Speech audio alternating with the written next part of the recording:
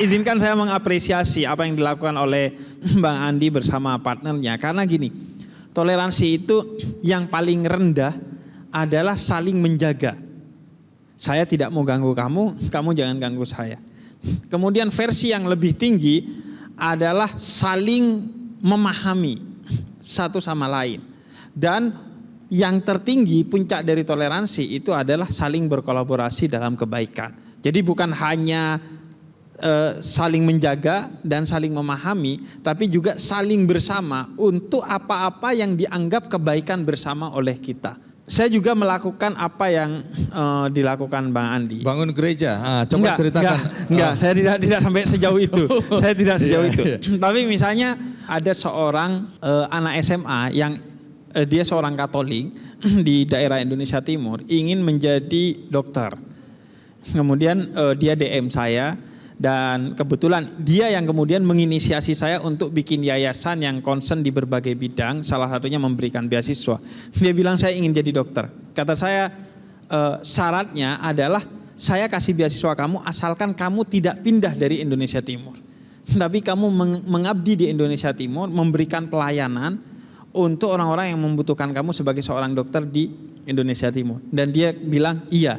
Dan akhirnya saya berikan beasiswa bagi dia dari uang pribadi saya yang saya masukkan ke yayasan. Walaupun dia seorang Katolik, tapi kata saya silakan jadi dokter yang baik, layani siapa saja yang membutuhkan pelayananmu tanpa membedakan suku, agama dan lain sebagainya. Dan bersyukur akhirnya dia sekarang menjadi seorang dokter. Tanpa harus pindah agama ya. Ada juga teman yang mempertanyakan, kok saya lebih banyak membantu teman-teman Muslim ketimbang yang Kristen? Saya bilang karena memang mayoritas kita bicara tentang kemanusiaan. Kalau kemanusiaan saya nggak akan bicara tentang agama lagi. Istri saya juga suka tanyain bagaimana kita apa harus berimbang. Saya bilang enggak. Pokoknya di depan mata kita siapa yang hati kita terpanggil untuk bantu. Masalah agama itu sudah selesai. Jadi jangan lagi bicara agama di sini. Kalau menurut saya ini maaf mungkin salah. Tapi kita bicara tentang kemanusiaan. Jadi buat saya agamanya apa, tapi ketika dia membutuhkan bantuan, pasti saya bantu. Itu intinya ya. Ini menjelang pilkada nih Pak Pendeta dan Habib.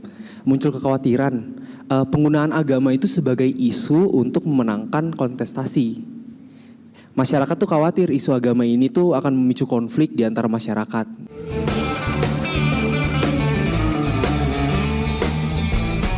Jelajahi cara baru mendapatkan informasi. Download Metro TV Extend sekarang.